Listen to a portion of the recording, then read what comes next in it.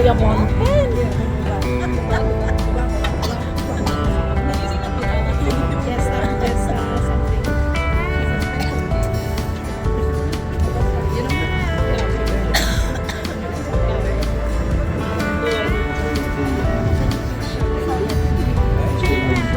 this evening. Before we go anywhere, we must point out a short safety announcement. Nothing to alarm anyone, just to comply with various regulations, just routine. Just to say that we do have life-saving equipment on the boat, like buoys, life rafts, life jackets. Life rafts are free floating, can also be launched by crew members.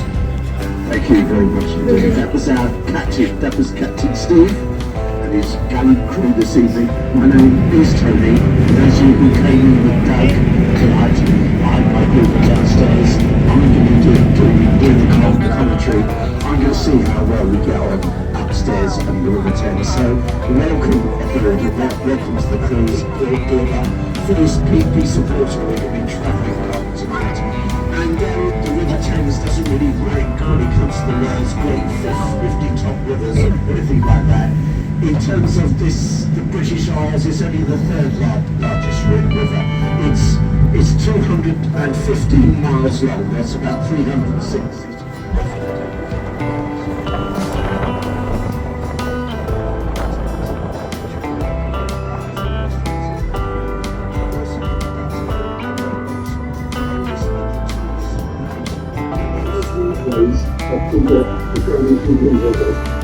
We are under the bridge.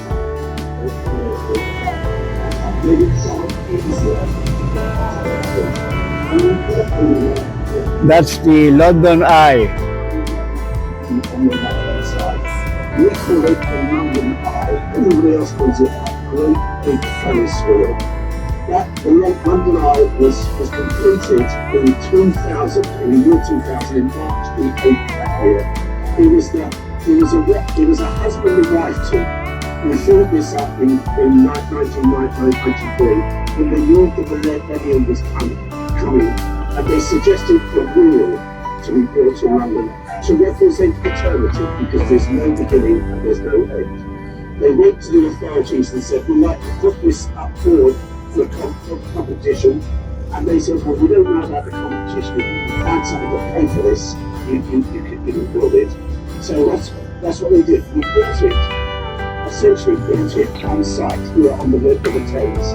They did all the building materials along the river, and then it was opened officially by our Prime Minister back then, New Year's Eve 1999, and then it opened for the public in March 2000. The latest figures I've heard is 85 million people have used it since then, and there are 32 boats which go round very slowly. It takes about half an hour before watching it to the full circle. It's absolutely sensational. It's 14th century verse on this site, and this particular bridge dates from 1862. For those of you who have had English poetry thrust on you in your childhood, perhaps you remember William Wordsworth. Words composed on Westminster Bridge. Earth has no painful thing there to show. John would be good soul who could pass by a sight so touching its majesty. It's not the bridge we're about to run, it's a wonderful bridge from the 1860s, but its glorious green lighting on it.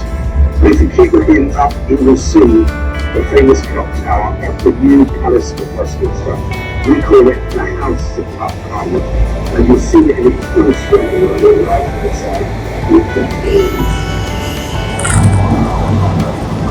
And restrictions will be brought back to the 11th century at least, when we once had a king called Canute, and it was on here we believed that we had a palace over it to our right hand side, and then there was another king who built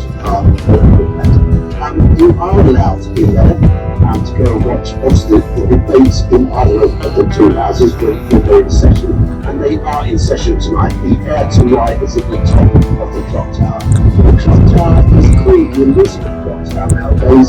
No one ever calls it that because there's a 13.5-ton bell inside it, who is known as Big Ben. Big Ben was put in place back in 1859. Probably named after that Benjamin Hall, who was the Department of Works, was basically County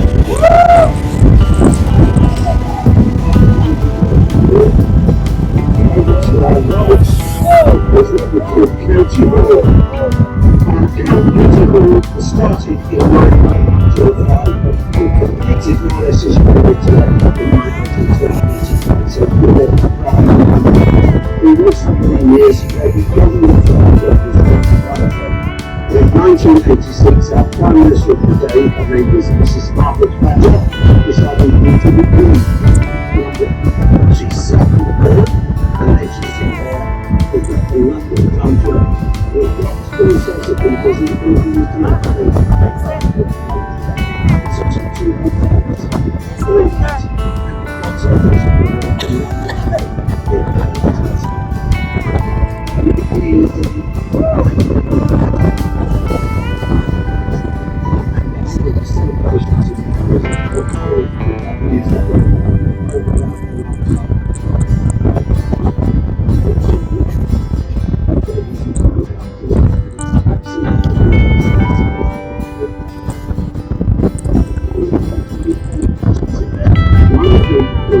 the swift environment of George Bernard Shaw, who wrote a play called Alien, whilst he was living there with his wife, who wrote that play, and that was turned into My Fair Lady, one of the great musicals of London.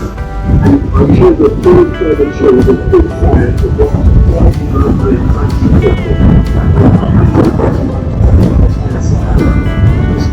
a festival of Britain. After the Second World War, we were struggling, and it was the age of austerity. So over to your right now, we see what's called the Royal Festival Hall. The Festival of Britain was in the summer of 1951, and we decided that we would give people a good time.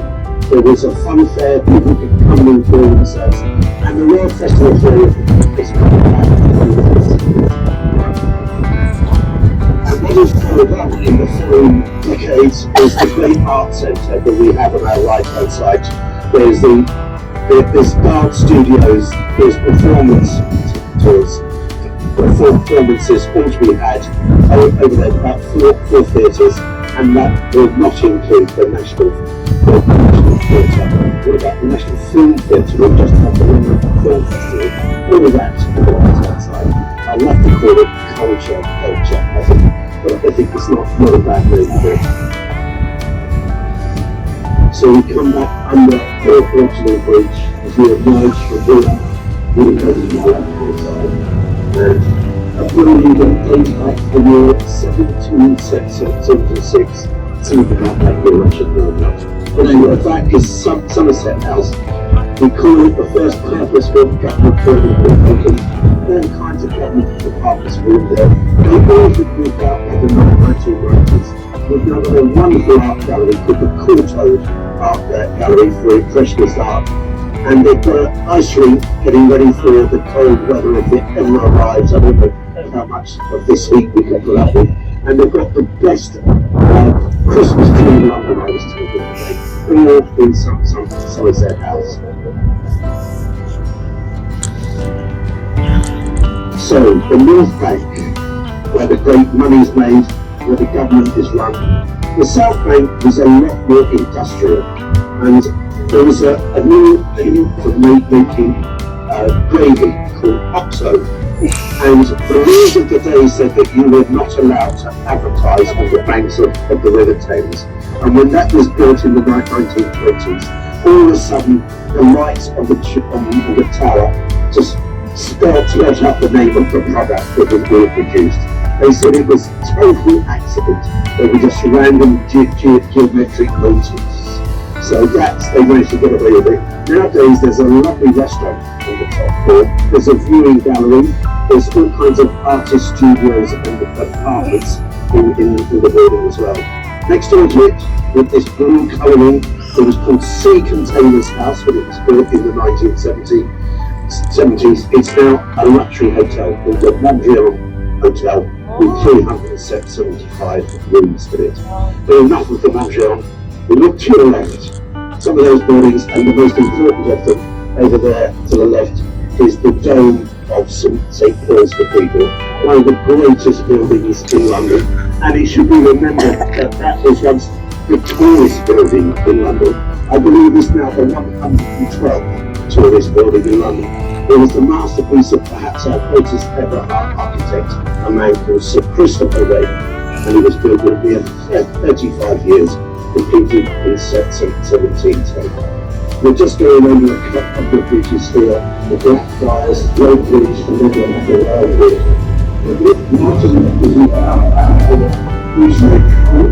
Which was formerly a bridge that was taken down in the 1980s, and they left the columns here. Instead of helps in the head tide was coming, so they left the columns there. So you've got some cathedral over there to your left hand side with Christianity, and on your right hand side you see a chimney again silhouetted over there against the night sky. And that's one of the great cathedrals of art that we have. The building was designed as a power station, and it was operating from the 1940s until and Dickens opens one of his novels here, just going under Southwark Bridge, when there's a man and an old man and young girl in a rowing boat. They're looking into the river and they're looking for bodies. It's called Our Mutual Friend. They eventually find that body, but it's all over there to your right. That was people like William Shakespeare would have known Dr. Johnson would have gone for parts over there.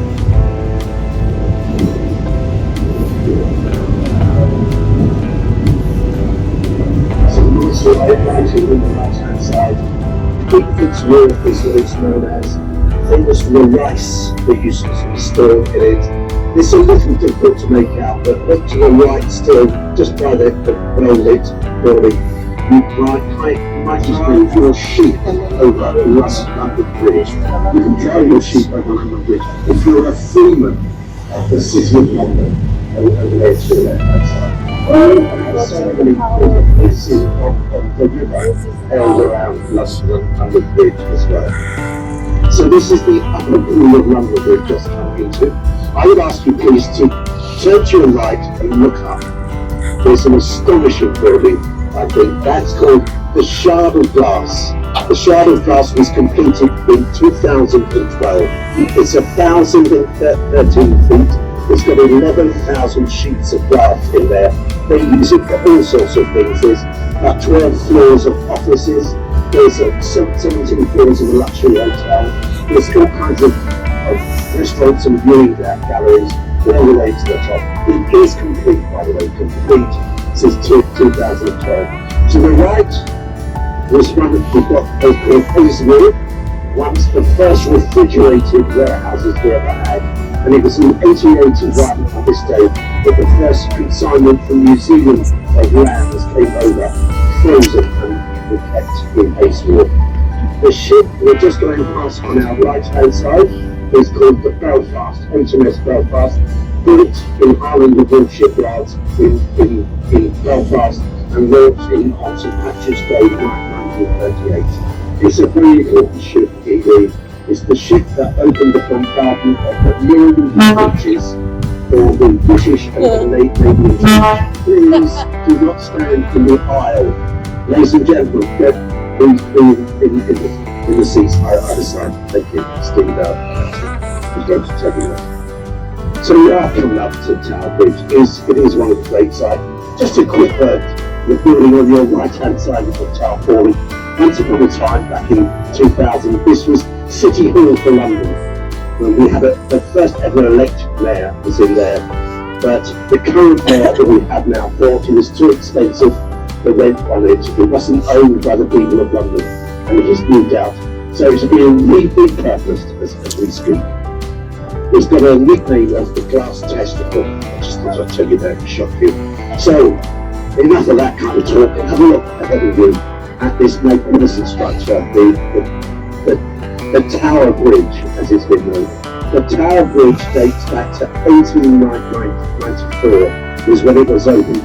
It opened to the public on the 9th of July, 1894, when they poured over the bridge. The thing about the bridge is that it opens. There are two parts to it. Each of the bastions, as they're called, weighs 1,000 tons each. It opened back then to allow river traffic were in the upper floors back 130 or so years ago when this superb structure was completed and opened for the first time. But back then, London was the biggest and the busiest port in the world. Over there to your right hand side, Buckley's Wharf, famous for spice wares. Because there's a lovely jacket here, and 40 foot, will guaranteed profit number.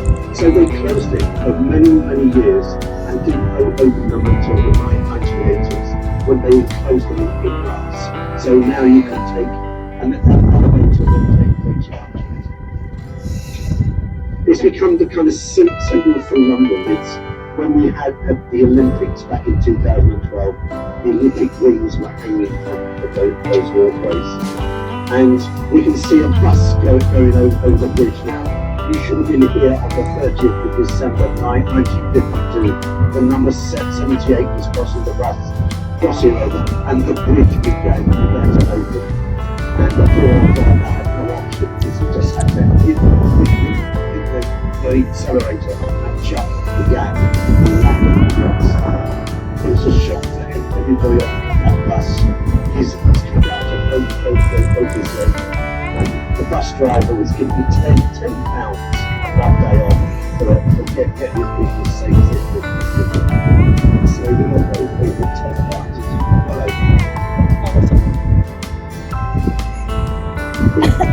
features in movies. Hannibal with John Ray manages to close the bridge with the what's that going to be?